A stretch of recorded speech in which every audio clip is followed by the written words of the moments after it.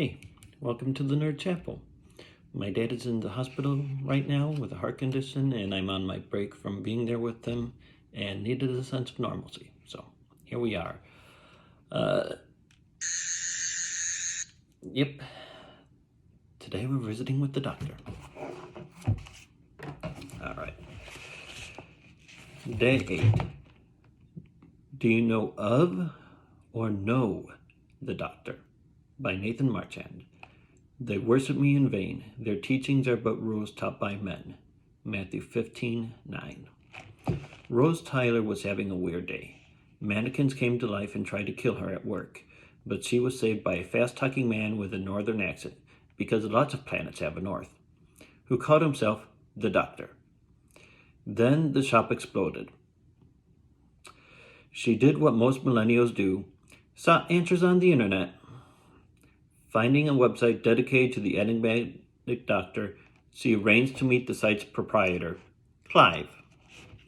Clive took Rose to his basement, or as some of us might call it, his nerd cave, where he keeps everything he has on the doctor, newspaper clippings, antique artwork, etc. The doctor was present at President Kennedy's assassination and hung out with 19th century British aristocrats, yet he hadn't aged a day. The doctor is a legend woven throughout history, Clive says. When disaster comes, he's there. He brings a storm in his wake, and he only has one constant companion. What's that? Asks Rose. Death. Clive goes on to tell her, if he singled you out, if the doctor's making house calls, then God help you. Later, she meets the doctor again, and he saves her from a living plastic duplicate of her boyfriend. He then takes her on a trip on his ship, the TARDIS, which looks like a police call box and is bigger on the inside than it is on the outside. They embark on a harrowing adventure where they save the world from the Autons, aliens made of living plastic. Throughout it all, she learns Clive's paranoid ideas were only partially true.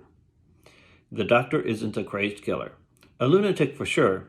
He is, as he says a few seasons later, a madman with a blue box. But no killer. Afterward, the doctor asks Rose to go traveling with him. You can probably guess she said, yes. In the New Testament, you can read how Jesus was frequently opposed by the Pharisees, a faction within the Jewish religion. They were sticklers for the ancient laws given to Moses by God. The problem was that they lost sight of God. They'd reduced the faith to following rules. Not only that, but they supplemented the laws with traditions that overburdened people. The Pharisees said they were true believers. Indeed, they knew much about God. They'd probably memorized most of the Hebrew scripture since they were children, but they didn't know God. Jesus, on the other hand, wanted to bring people closer to God. He wanted them to know God as Father, like he did. He wanted them to have a relationship with God. I came that they may have life, and have it to the full, he said, John 10:10b. He even went so far as to say, anyone who has seen me has seen the Father, John 14:9. Through Jesus and only Jesus, we can go to the Father, John 14:6. Clive knew about the doctor. Rose knew the doctor. Clive's knowledge led him to believe the doctor was a harbinger of death. Rose learned from the doctor himself that he wanted to save the earth. The same can be said of the Pharisees' perception of God and Jesus' relationship with God. Pharisees memorized laws. Jesus spent time alone with the lawgiver. And just like that, the doctor did with Rose, Jesus is offering everyone the trip of a lifetime. Quest of the day. Read Matthew 23 and John 14.